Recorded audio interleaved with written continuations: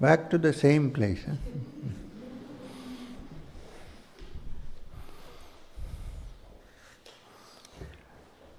So,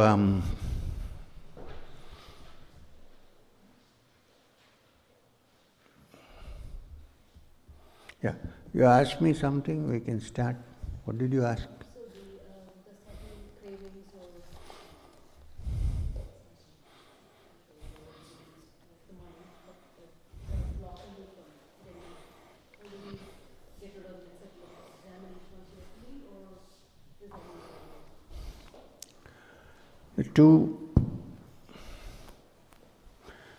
The two things to be done, which can be done. One is to see the entire picture and say that every time I want something, I somehow work hard and get it, but I'm not satisfied by it. I ask something else, so that comes, then I work towards it, then it comes, I'm not satisfied. So first make the whole picture that there seems to be no way this can bring about complete satisfaction. And so, should I go into another one next? Or shall I stay put and try to figure out why? This should be the first approach. This is the holistic approach to it. The particular approach is that you should also, meanwhile, try to sit down and train yourself to keep the mind being not involved with all these thoughts which come. Now this is not easy at all, because if you sit down and try to keep the mind away from these thoughts, they will continue to come, they won't move off. So after years of studying this, the rishis have come to the conclusion that the mind cannot stay unoccupied. First you reduce the occupation by thinking about what we discussed first. After that, and then when you sit down and say, okay, I want to be free of this eternal vicious circle, but then it's not possible, because the moment you won't keep out, it comes back again, or something else catches you. Because the mind, by its inherent nature, it's actually afraid of being annihilated. So it will, if you remove one thing, it will catch on to something else. The possibility is that you may try and get it occupied with something internal for the time being, so that it's free of the external. You know, when somebody is internally enjoying a very heightened emotion, then for the time being there is no other disturbance and no other thought, nothing happening naturally in the same way. Why? Because it is internally engaged, there is nothing left to be engaged outside. In the same way, when you sit down to meditate, as with all the descriptions given, comfortably, try to get the mind, you cannot keep it unoccupied. Get the mind to be occupied with something internal. When it is fully so, totally caught with what is inside, it has its own way of slowing down. And as it slows down, one day, hopefully, it will finally shut down. Forcefully, you cannot do anything. So, in that second section, one practical thing is to chant or some word or sound which will keep you fully absorbed. So during that time, no other disturbing thought can come in, because you are doing something. And the less meaning it has, the better. If you have meaning, then you will go around speculating on that, right? Let's say you say, I'm going to chant Om, which indeed has been proved to be a very efficient tool to keep your mind internally occupied so that it is not being disturbed by the outside world. So keep chanting Om, fix your attention on that. In the beginning you may not be able to do it silently, so do it loudly and listen to your own voice chanting Om. Give some time for the last syllable Ma, so that you will see how the mind occupied in it also along with the sound imitates its vanishing face. Om. For a second it vanishes, it comes again. So, this is one way of doing it.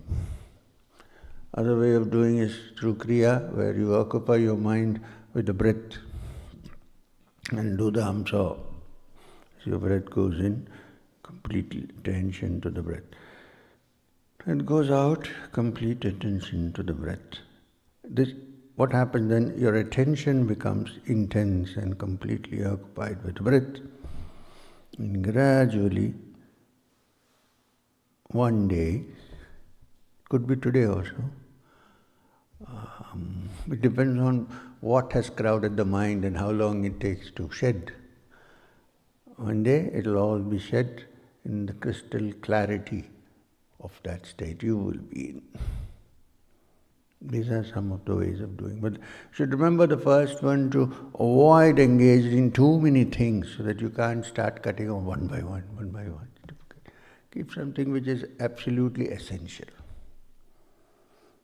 That we have to in this world, and then stay with it. The same thing goes for attachments? Yes. Same thing. If you get attached to too many things, then you have too many troubles. You get attached to too many people, too many troubles. Even if you want to stay with one, not let the mind wander. And then you will see that this thing you're staying with is also of not much use. And then you will realize that the thing outside may be also like this. So one day it will go off. Watch. Attachment not there doesn't mean there is no affection. No. Attachment means you expect something. Affection means you don't expect anything. The second is good. First is the problem.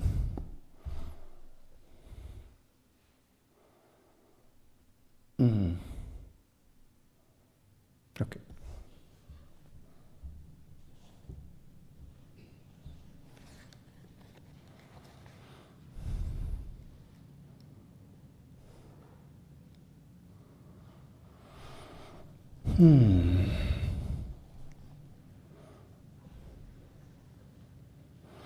We did 20, right? The state in which the mind with its movement, yatro paramate chittam niruddham yoga sevaya, yatra chaivatmanam pashyam atmani tushyati. That state in which the chitta, the mind, with its movement, is completely stilled by the practice of meditation or yoga, finds rest, in which is experienced the joy born of the higher mind, intuiting the spirit.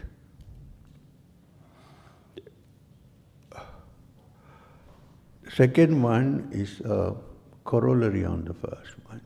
It says, Sukham Atyantikam yattad buddhigrahyam matindriyam vetti yatra nachaivayayam stitaschalati tattvata, in which the yogi experiences that endless bliss which is beyond the capacity of the senses to enjoy, but is intuited by the purified mind, wherein established one does not waver from the truth.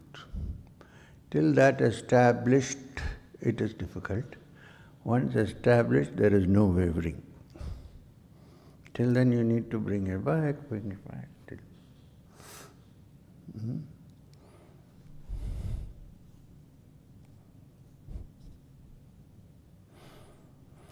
And then tam vidyat dukkha samyoga viyogam yoga sajnitam sa nischayena yoktavyo yoga nirvinna cetasa. Know that severance of pain, severance of connection with pain, is what is designated as yoga. Yoga is the severance of complete cutting off from that pain. Pain of division, pain of dissatisfaction, pain of disappointments, all gone. And continue to practice tirelessly with determination. Now,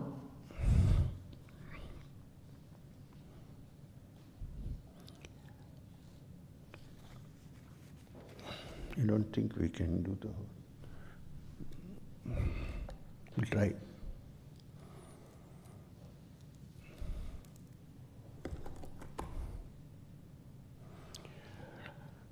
Okay.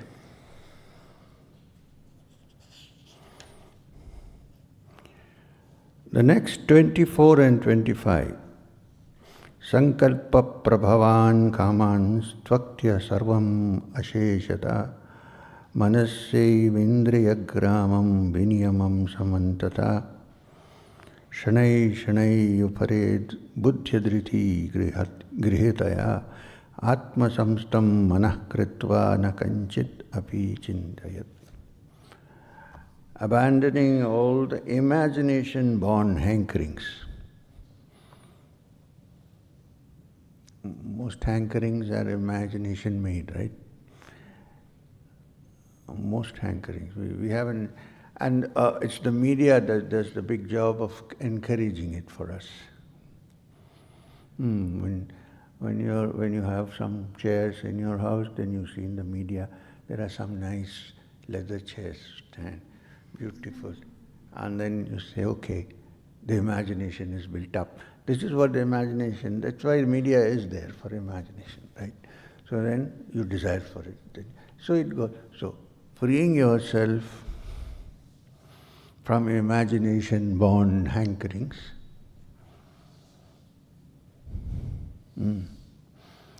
restraining all the senses therefore, because they don't move around disturbed, and setting the mind firmly on the self. One should practice tranquility. The Gita is quick to add little by little, and abstain from all kinds of trapping thoughts, thoughts that trap us. Even it can happen in meditation.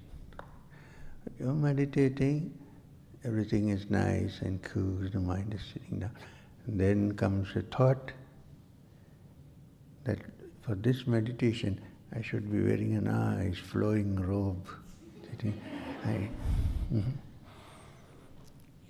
And so on. I mean, this is just an example. So the instruction is now, please settle down, don't add fuel to the fire, you're okay, let it go in.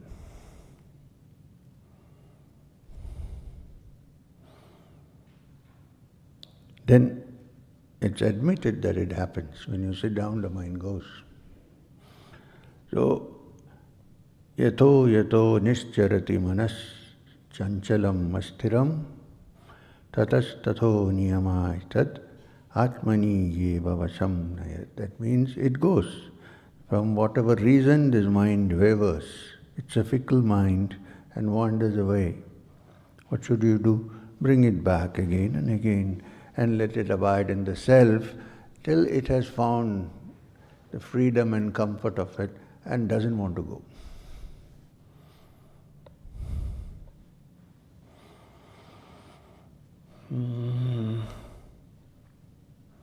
I'm dropping a couple of things because they repeat the same thing. The 29 says, Sarva bhutastam atmanam, sarva bhutani atmani, ikshate yoga yukta atma sarvatra samadarshana.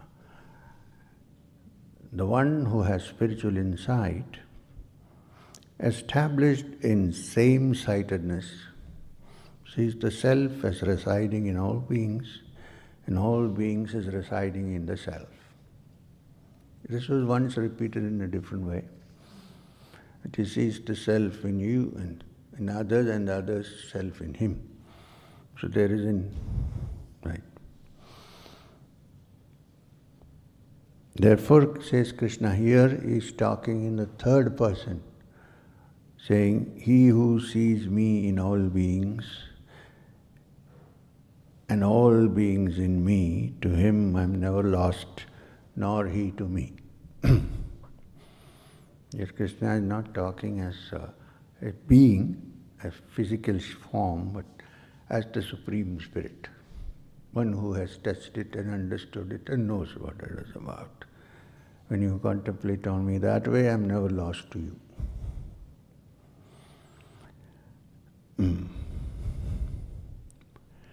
Sarva bhutasthit. Suddenly my eyes improved. After through slow, I think the lens suggested. Sir, it is not a miracle, that's what I am saying.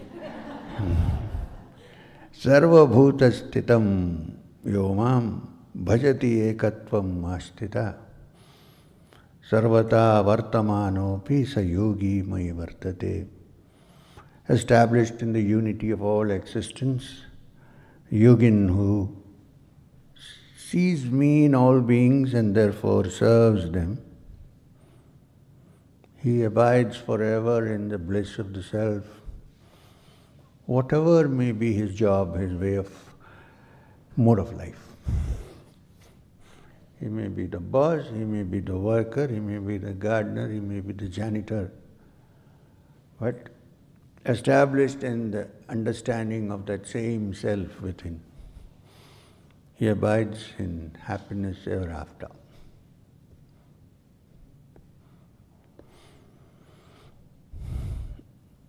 Therefore, in my view, says Krishna, Arjuna, the yogi, the best yogi, is one who, out of his identity with others, on account of the perception of the same Atman, self in all, feels their joy and suffering as his own.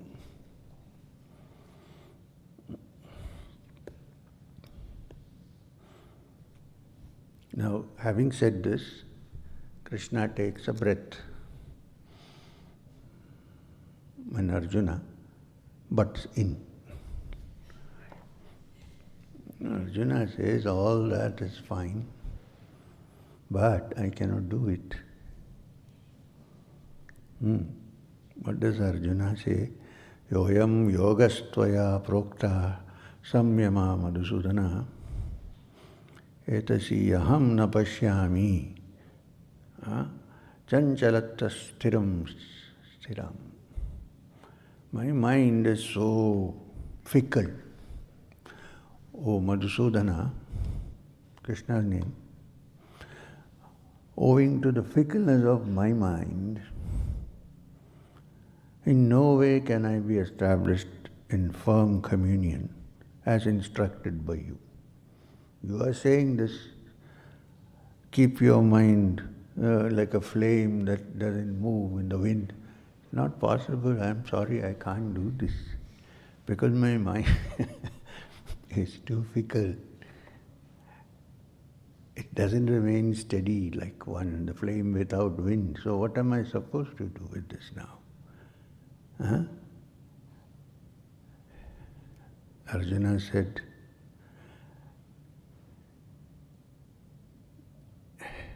then, chanchalam hi manah Krishna pramati balavadridham tasyaham nigraham manye vayuriva sudashkaram. Merely the mind is so fickle, turbulent, powerful. It's as difficult as controlling the wind. Can't control the wind. What are you asking me to do? How is this going to work? And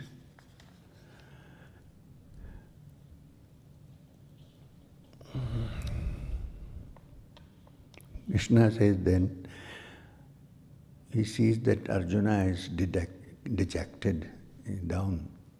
He says, I cannot do this, my mind is very fickle, and he's in the lamenting mode. I get the lamenting mode every day. Oh, I can't, you are saying, lamenting mood, Arjuna. So, Bhagavan Vacha, what does Krishna say?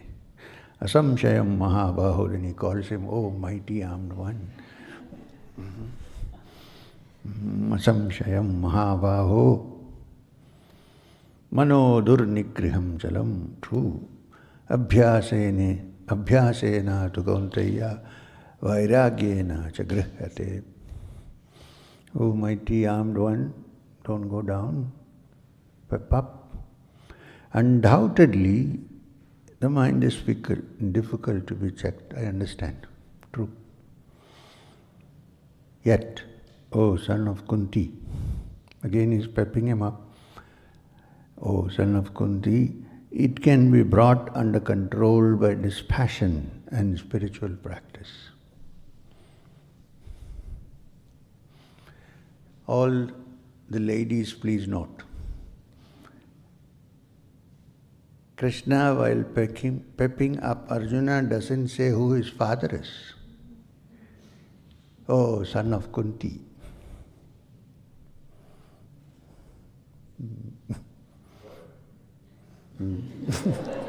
Because he doesn't care about the father. And he gives so much importance to the women, that's why.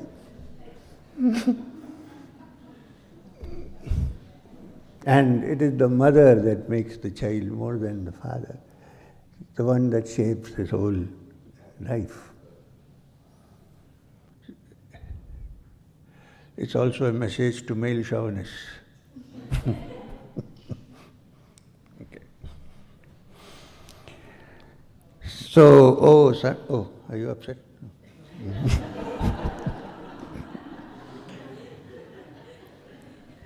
It can be brought under control by dispassion and spiritual practice. See how happy the ladies are.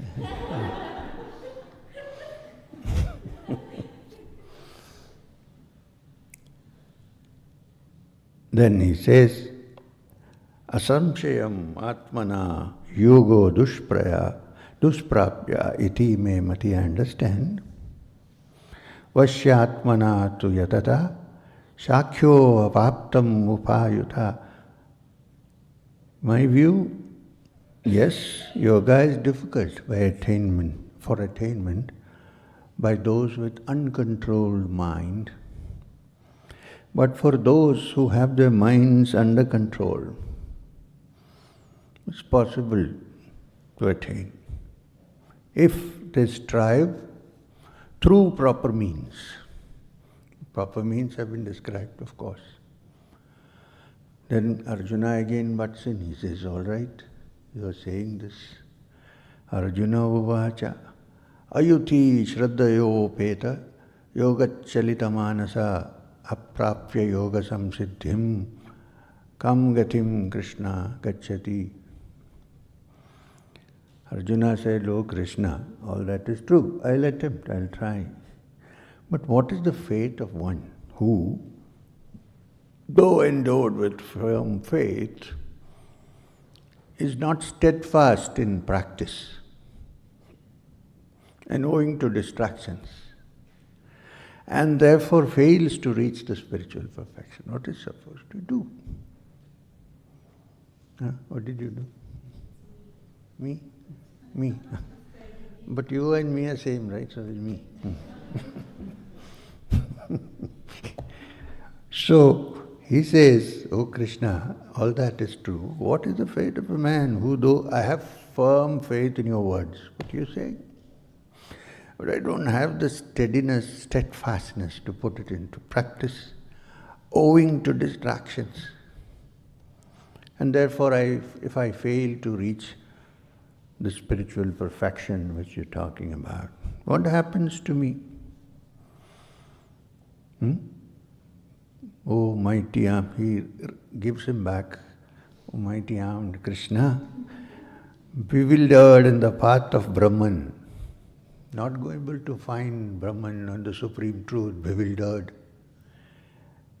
supportless. Already he has cut himself off from all supports. No support is there too. So what happens to such persons? Does he lose both this world and the next? Does he not perish like a rain cloud rent asunder? Rain cloud, it builds up and becomes big and strong. Then one thunder, it is rent asunder, it becomes water and rains down, it's gone, the cloud. So what happens to a person who is not able to practice all that we discussed just now? There is no hope in this world, because I was trying hard to get there, and I come there and there is no place to set my foot on. I'm finished like a torn cloud. Do I wonder what happens to me?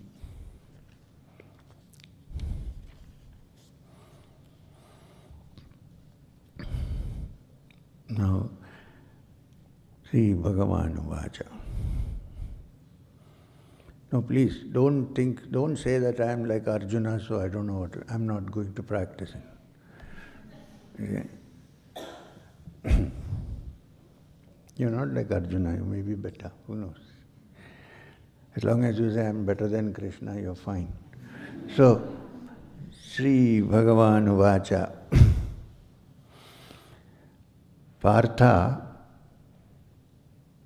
Parthan aiveha na amutra vinastasya vidyate nahi kalyana krit kaschid durgatim datha gacchati. Oh, son of Pritha, he does not meet with downfall either, here in this world or in the hereafter.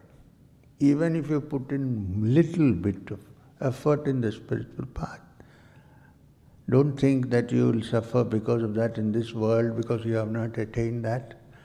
That what you have put in will always be kept as your bank account balance. Okay? Neither in this world or in the hereafter is he going to suffer. Know for certain, my dear fellow, he says, my dear fellow, that one, not mine, that one who treads the path of virtue never goes to ruin. Even if you have started going on this path, you will never go to ruin. It's a message of hope.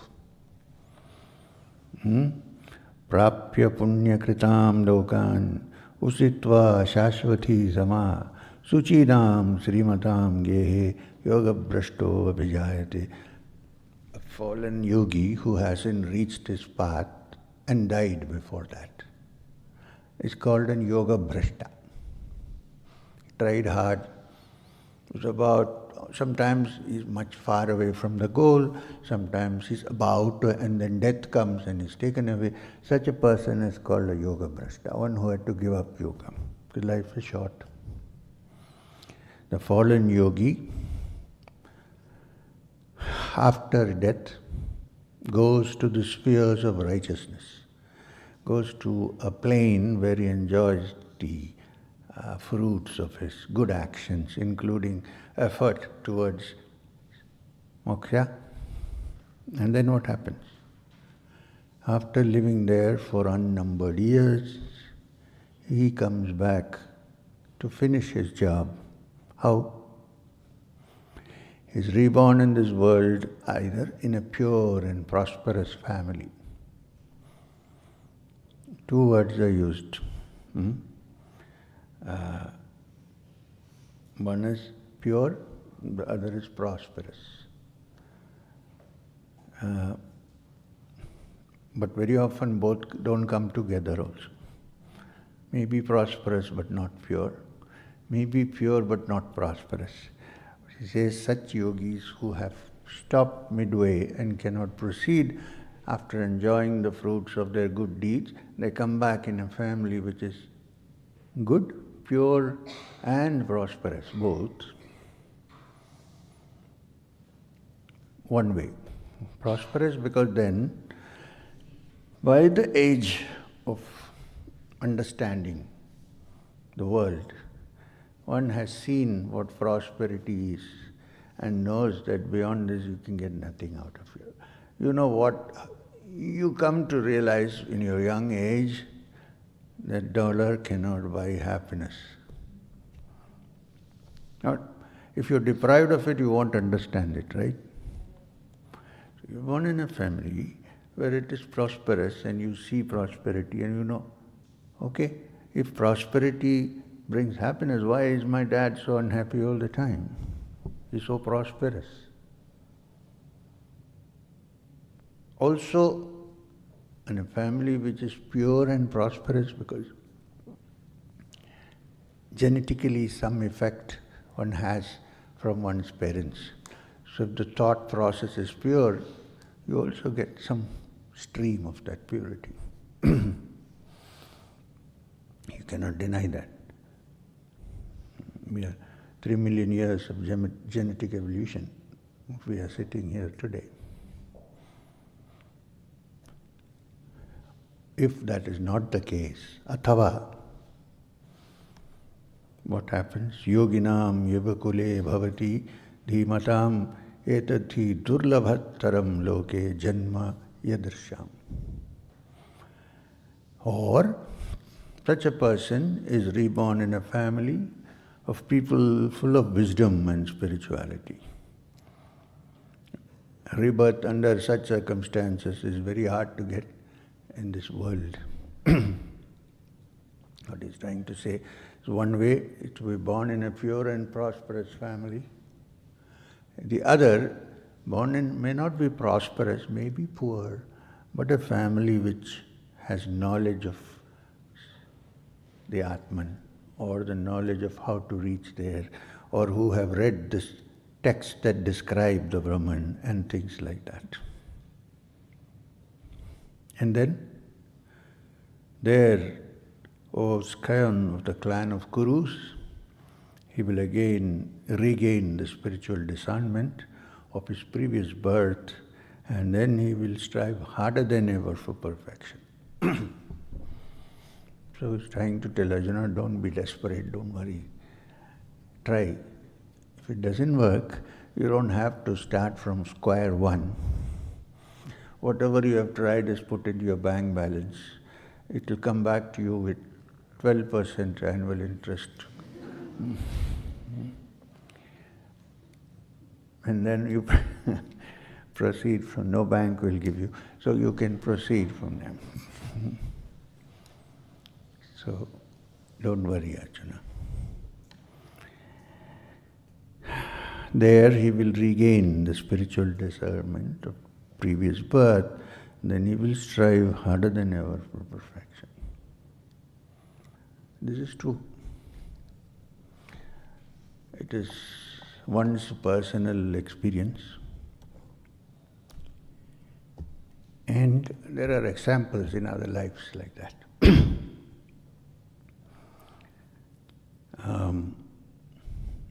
In the state of Andhra Pradesh, there used to be a very learned man, learned in the scriptures, learned in the agamas, learned in the tantras, and he had a young and beautiful wife who was also very religious in the sense, doing her duties without expecting anything in return, and also to her capacity studying the scriptures and things like that. But the man, the husband, was so involved in the search for the truth and the search for the higher that he didn't have time to spend with his wife intimately. So they never had kids for some time. So one day the wife said to the husband, look, you are such a pure soul, and you are a knowledgeable soul. I am not knowledgeable, but to my understanding, I have not done anything bad. I am a good person, and I am serving you. And we have no kids.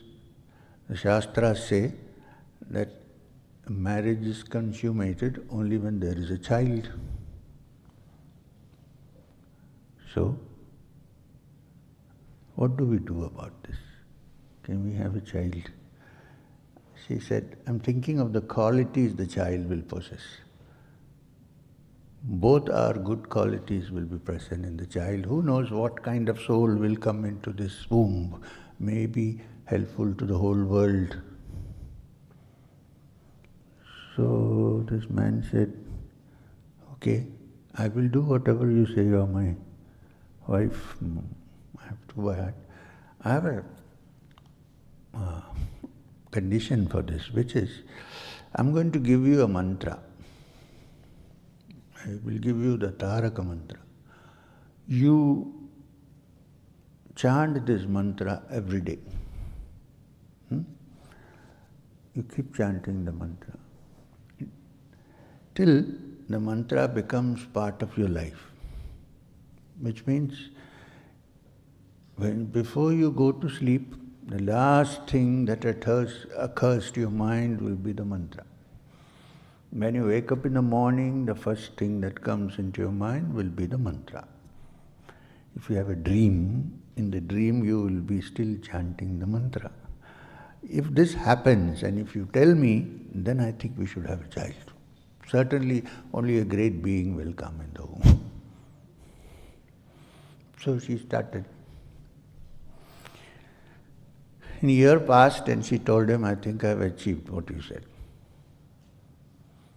I go to sleep, the last thing is the mantra. I wake up, the last thing is the mantra. First thing is the mantra. In the dream, I see myself chanting the mantra. Beyond this, I cannot do. So he said, I'll follow your advice. Anyhow, you love me and I love you, so let's have a kid.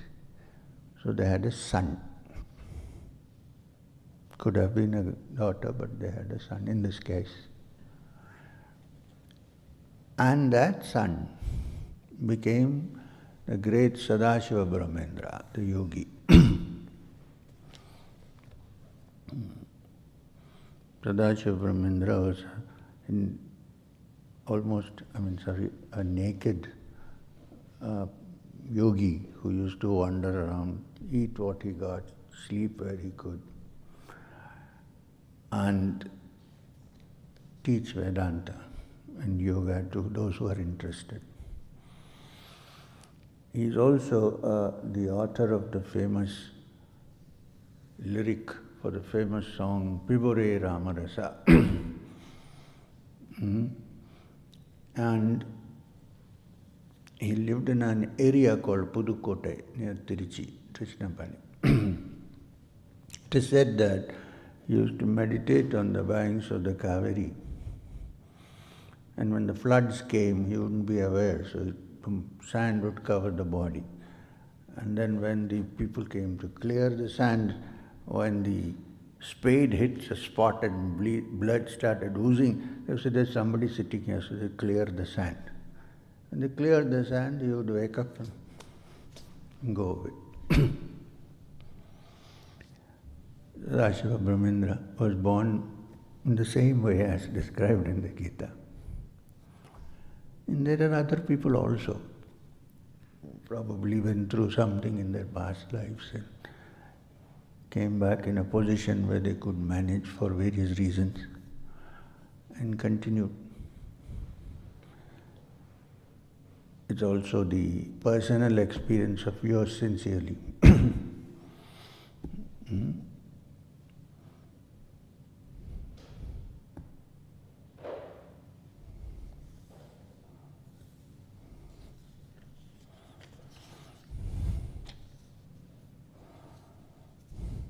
So,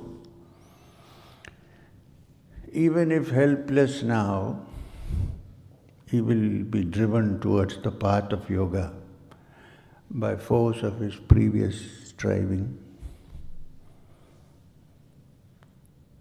For even a beginner in the path of yoga goes beyond the stage of one who is only involved in rituals.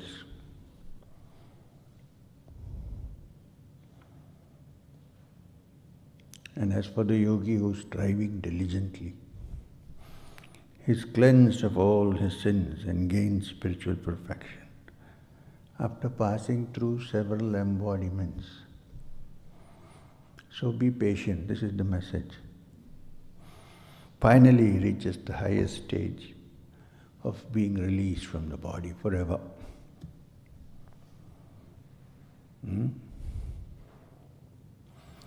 Then Krishna says to Arjuna,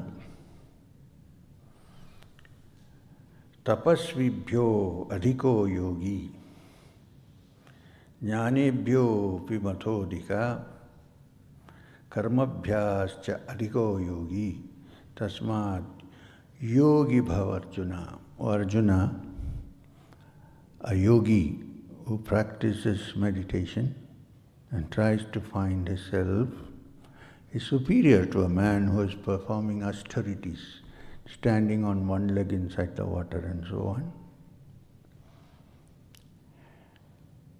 He is also superior to the scholar who has understood all the Vedas but has no personal experience. He is also superior to a person who performs rituals every day but has no understanding of the self. Therefore, O Arjuna, please be a yogi. You be a yogi.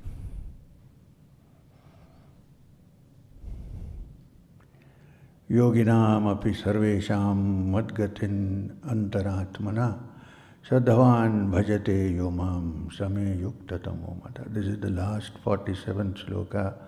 Of all the yogins, he is most attuned in spiritual communion, who understands that I am the one to be attained, and with abiding faith, loses his self in me.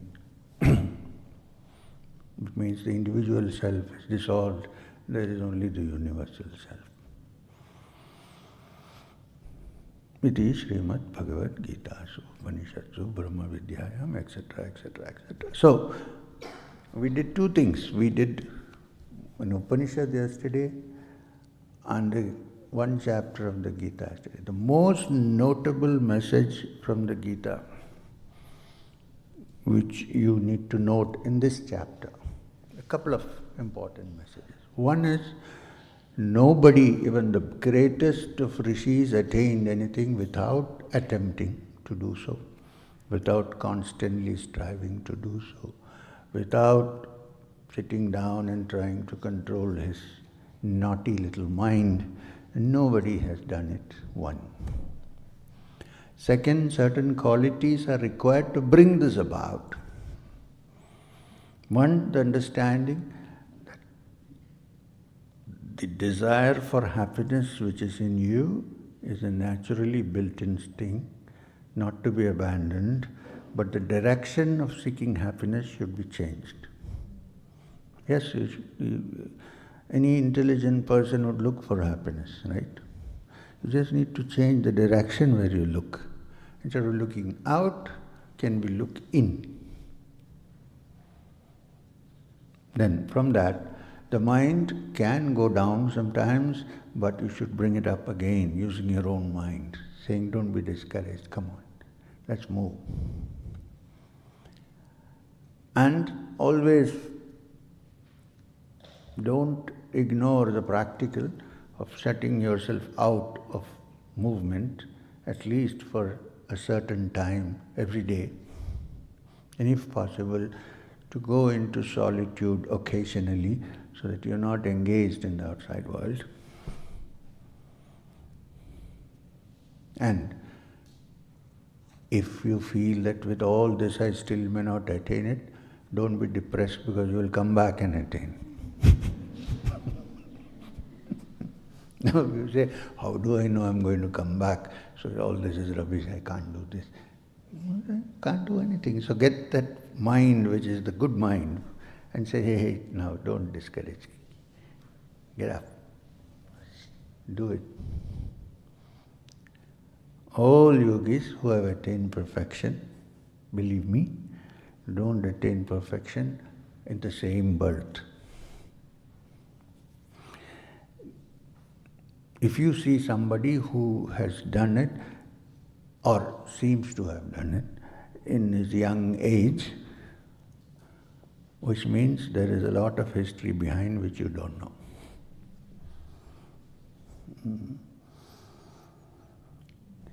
That the soul is a mature soul which has traveled and then come to this state where the opportunity is provided to move forward. Now the question is, we don't know where you are actually. Don't say, why, maybe not. Who knows? One day you'll open the portals and see your past lives. I was a yogi before. 2. If you are not, it's okay. You can still be one now. This is like the perfume that wafts in the air, You get one whiff of it and you're wondering now where to get this, where to buy this. And if you look, you'll find it.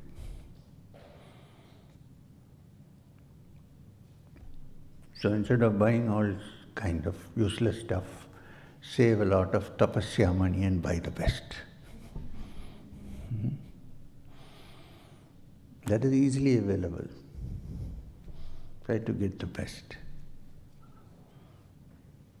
With this ends the message of the Gita.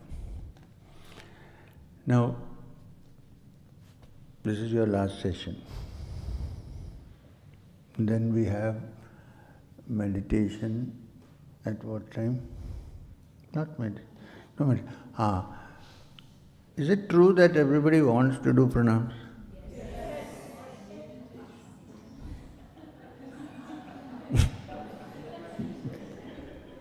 Because if everybody wants to do pranams, then we have a pranam session coming up. But those who already did pranams during the last retreat, should they do it again? Yes. So, okay.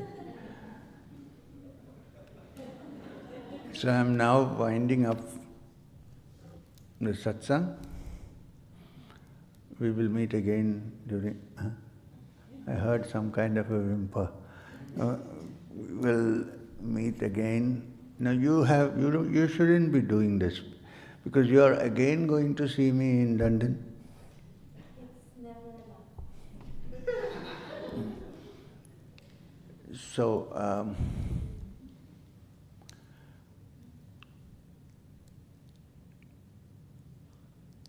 thank you. Om Shanti, Shanti, Shanti. Hari Om Tat Sat. If I have inadvertently caused any pain or injury to anyone, I seek forgiveness for that. I was only trying my best to convey what is being said. So thank you very much. Plus, you must be happy. I enjoyed your satsang. Okay, so you gave me some happiness.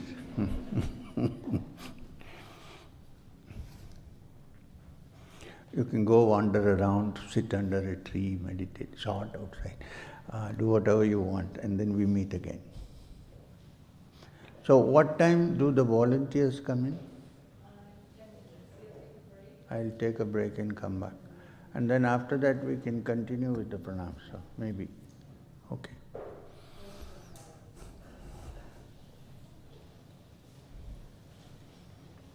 I hope you're not bored, right?